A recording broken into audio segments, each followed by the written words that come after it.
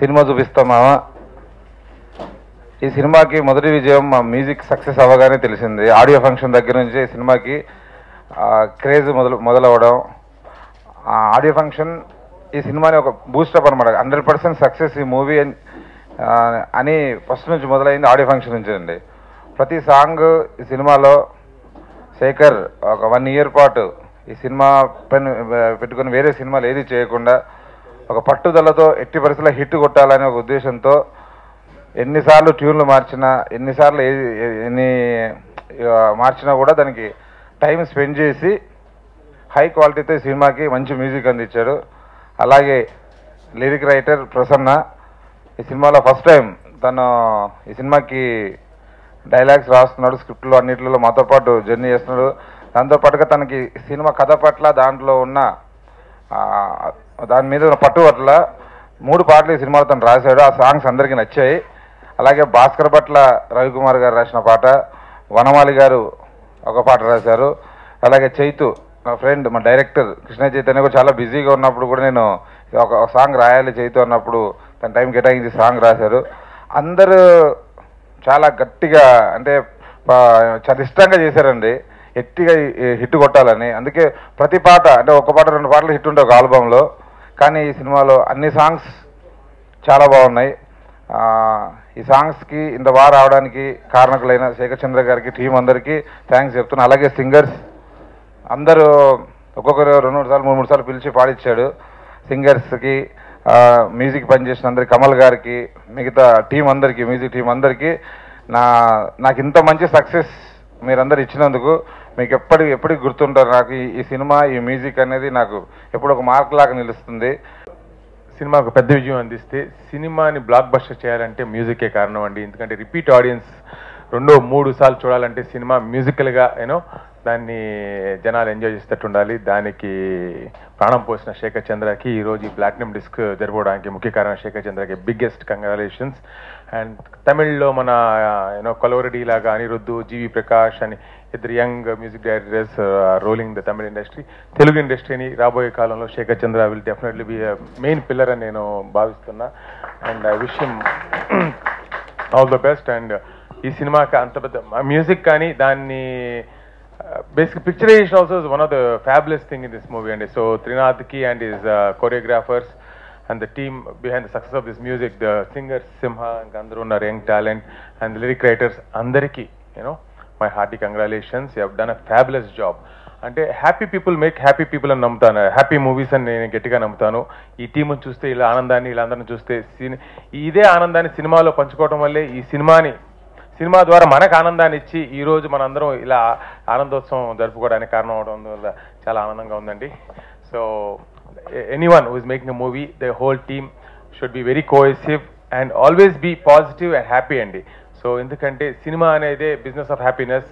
So happy product బయటికి రావాలంటే మనందరి టీం అందరి మధ్యన ఒక మ్యూచువల్ రెస్పెక్ట్, ఒక ఒక ప్రోత్సాహం ఉంటే ఇలాంటి బిగ్ హిట్స్, స్మాల్ మూవీ అయినా బిగ్ హిట్, బిగ్ ఫీలింగ్తో మన తెలుగు ఇండస్ట్రీకి అయితేనేమి ఇలాగా సినిమా పట్ల, కళ పట్ల మనకి గౌరవం పెరగడానికి అవకాశం ఉంటుంది. ఎన్నో సంవత్సరాలు అయిందండి ఒక స్మాల్ మూవీ అంటే Uyyala Jampala was the last small movie which cinema musical hit అని సెలబ్రేట్ అంటే నిజమైన సెలబ్రేషన్ చేసుకోవడం.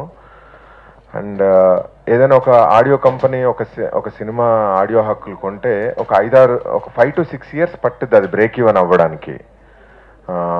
అదే అంటే థియేట్రికల్లో రిలీజ్ అవుతే ఇది బ్రేక్ ఈవెన్ కావడానికి 3 weeks పట్టుద్ది ఇప్పుడు. బట్ ఒక ఆడియో కొంటే ఒక 5 to 6 years పట్టుద్ది అనమాట. సో అలా మన మధుర ఆడియో ఇప్పటికి ఒక 650 మూవీస్ కొంటే దాంట్లో బ్రేక్ ఈవెన్ ఇమ్మీడియట్గా బ్రేక్ ఈవెన్ అయిన 2 సినిమాలు. ఒకటి సర్ రిలీజ్ చేసిన ఎవడిగోల వాడిది, అండ్ నెక్స్ట్ ఇప్పుడు సినిమా చూపిస్తామా.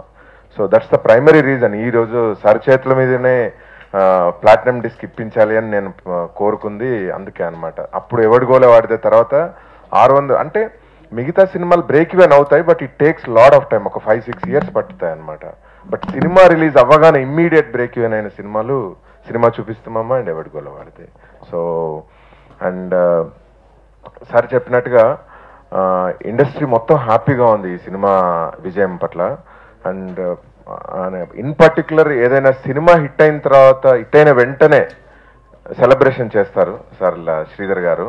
So that way you know we are very happy ఈరోజు సార్ వచ్చి ప్లాటినం డిస్క్ ఇవ్వడము. And congratulations to Sekhar Chandra, నాకు ఇష్టమైన మ్యూజిక్ డైరెక్టర్. నా నెక్స్ట్ ప్రాజెక్ట్లో కూడా తను మ్యూజిక్ చేస్తున్నారు. ఆల్రెడీ మాయాకు వర్క్ చేశారు అండ్ నెక్స్ట్ ప్రాజెక్ట్లో మ్యూజిక్ చేస్తున్నారు.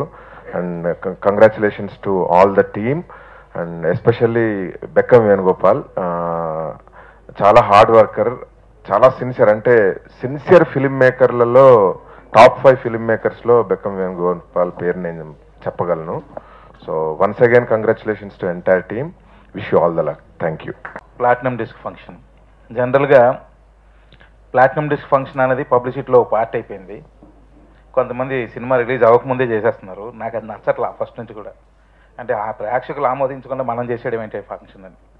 కానీ ఈ సినిమా రిలీజ్ అయిన తర్వాత చేయడం నాకు బాగా నచ్చింది. ఎందుకంటే మనం ఎంత వర్క్ చేసినా దానికి ఆమోద ముద్ర వేయాల్సింది ప్రేక్షకులు, మనం కాదు. సో వాళ్ళు వేసిన తర్వాతే మనం ఫంక్షన్లు చేసుకోవాలి, అలాగని ముందే మనం ఫంక్షన్లు చేసుకోకూడదు. ఇది బాగా నమ్మిన మా వ్యక్తుల్లో నేను ఒకరినే. తర్వాత ఇప్పుడే శ్రీధర్ గారు చెప్తుంటే తెలిసింది,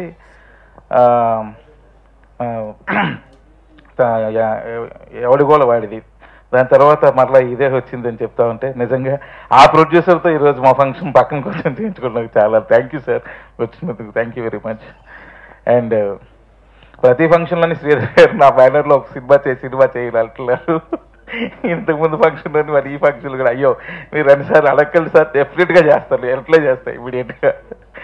అండ్ మెయిన్లీ ఈ మ్యూజిక్ ఫంక్షన్ అన్నది, ఈ ప్లాటినం డిస్క్ అన్నది మెయిన్ హీరో శేఖర్ చంద్రతో నేను రెండో సినిమా ఇది. అయితే ఈ సినిమాలో ఫస్ట్ అంటే నేను కథ అనుకున్న తర్వాత, శేఖర్ చంద్ర మ్యూజిక్ డైరెక్టర్ అనుకున్న తర్వాత, ఆయన కలిసిన తర్వాత ఫస్ట్ ట్యూన్ ఇచ్చింది ఆయన నాకు పిల్లి కళ్ళ పాప ట్యూన్ ఇచ్చాడు. నేను ఆ ట్యూన్ వినగానే ఇమ్మీడియట్గా అరే ఇది అప్పుడే అంటే ఈ సాంగ్ కంపల్సరీ జనాల్లోకి వెళ్ళిపోతుంది అన్న నమ్మకం వచ్చేసింది ట్యూన్ వినగానే. అప్పుడే అనుకున్నా ఇదేదో ఆడియో సక్సెస్ అయ్యేటట్టే ఉందని. సరే చూద్దాం అనేసి అనుకున్నాను. తర్వాత నాకు రెండోది టెర్రస్ సాంగ్ ఇచ్చాడు. అది చాలా క్లాసిక్గా చాలా బాగుంది. సో బాగుంది, అన్నిటికీ భయపడి అన్నీ చేస్తూ ఒక్క సాంగ్ మాత్రం భయపడ్డా. ఏం సాంగ్ అంటే మాస్ సాంగ్, సినిమా చూపిస్తా మామ. సినిమా చూపిస్తాం అనేది రేసుగురంలో పెద్ద హిట్ సాంగ్. ఇప్పుడు ఆ టైటిల్ మనం పెట్టాం. ఆ టైటిల్ మనం పెట్టి టైటిల్ సాంగ్ లేకపోతే సినిమాకి వాల్యూ ఉండదు, ఎందుకంటే మనం తీస్తుంది కమర్షియల్ సినిమా. ఇప్పుడు ఆ కమర్షియల్ సినిమాకి ఆ ట్యూన్ని మనం బీట్అవుట్ చేయగలమా అంటే చేయలేం, ఎందుకంటే ఆ సినిమా రేంజ్ వేరు, మన సినిమా రేంజ్ వేరు. ఈ రేంజ్లో దాన్ని బీట్అవుట్ చేయడం అనేది మామూలు విషయం కాదు. మరి ఎలా చేస్తాడు? అట్లీస్ట్ దాన్ని బీట్అవుట్ చేయకపోయినా అట్లీస్ట్ దాని దగ్గరికైనా వెళ్తే పరుగు దక్కుద్ది, లేదంటే ఎందుకు టచ్ చేసాం రా అని మన నెత్తులు మనం పట్టుకొని కూర్చోవాలి అని ఒక భయం నాలో స్టార్ట్ అయింది ఆ రోజుల్లో. అప్పుడు శేఖర్ చంద్ర ప్రతిసార్లు 1-2 సార్లు శేఖర్ నాకు భయం వేస్తుంది, ఎందుకంటే అది బ్లాక్ బస్టర్ హిట్ అని ఎంతో భయపడి జరిగింది. ఈరోజు అంటే ఆ సాంగ్ అంత రీచ్ కాకపోయినా అట్లీస్ట్ మా పరువు నిలబడింది. సాంగ్ థియేటర్లో ఈరోజు మాస్ సాంగ్ ప్లే అవుతుంటే అద్భుతమైన రెస్పాన్స్. అంటే నాకు ఎప్పుడు ఒక నమ్మకం అంటే కమర్షియల్ సినిమాలకి ప్రీ క్లైమాక్స్లో ఒక మాస్ సాంగ్ పడిపోవాలి. అంటే మాస్ సాంగ్ అంటే మళ్ళీ ఐటమ్ సాంగ్ కాదండి, మాస్ సాంగ్ అంటే జనాల్ని అలా రెచ్చగొట్టి వదిలేసే సాంగ్ పడాలి. అది నేను బాగా బిలీవ్ చేస్తాను. అది పడాలంటే అద్భుతమైన మాస్ బీట్ ఉండాలి. సో అంత సూపర్ బీట్ ఇచ్చి ఆ సాంగ్ అంత బాగా ఇచ్చి గట్టెక్కించినందుకు శేఖర్ చంద్రకి నేను మరోసారి ఎందుకంటే ఆయన మెలోడీస్ చేస్తాడు, అందరికీ తెలిసిన విషయం. మళ్ళీ మనం బాగా చేస్తాడు, మెలోడీస్ బాగా చేస్తాడని చెప్పక్కర్లే, మాస్ సాంగ్ చేశాడు, అది గ్రేట్. అందుకు నాకు బాగా నచ్చింది. ఆ తర్వాత ఆ సాంగ్ పాడి మా సింహ గారు ఈయన గర్జించేశారు బ్రహ్మాండంగా. ఆ సాంగ్ని అద్భుతంగా స్టూడియోలోనే గర్జించాడు ఆయన. ఎందుకంటే అప్పటికి ఆయనకి సూపర్ హిట్ సాంగ్ ఒకటి ముందు పడిపోయింది. ఏ సాంగ్ అండి అది? శ్రీమంత్రి కాదు, ముందు సారీ సినిమా చూపిస్తాం సాంగ్ పడింది ఆయన, అంటే రేసుగుర్రంలో. మళ్ళీ అదే సింగర్ని తీసుకొచ్చేసి ఏంటి సార్ మళ్ళీ అదే లిరిక్ ఇచ్చారు అన్నాడు. అదే ఉంచుకోవచ్చు కదా కాపీ అండ్ పేస్ట్ అని. కాదండి అని చెప్పి లాస్ట్లో పాట అయిపోయాక శ్రీ మధురమావిందో హారి అనండి అన్న. అది ఎందుకు అనుకుంటున్నారంటే మళ్ళీ ట్యూనింగ్ ఎవరికి పాడకూడదు అని. సాంగ్ ఎండింగ్లో అది పడుతుంటే ఇంకా హ్యాపీగా ఉంది. సో అంత మంచి పాట పాడి మాకు నిజంగానే ఈ రోజుల్లో మాస్ సాంగ్ ఊపించాలంటే ఇంక సింహం కనబడుతున్నాడు, ఇంకెవరు కనిపించట్లా. నేను మాస్ సాంగ్స్ అన్నీ ఆయనే పాడింది. సో అంత బాగా పాడాడు. And at the same time నేను ఆడియో ఫంక్షన్లో చెప్పాను, ఒక సాంగ్ సింగర్ని నేను ఇంట్రడ్యూస్ చేస్తున్నాను ఈ సినిమాలో అని. అదే లక్కీ రాజు.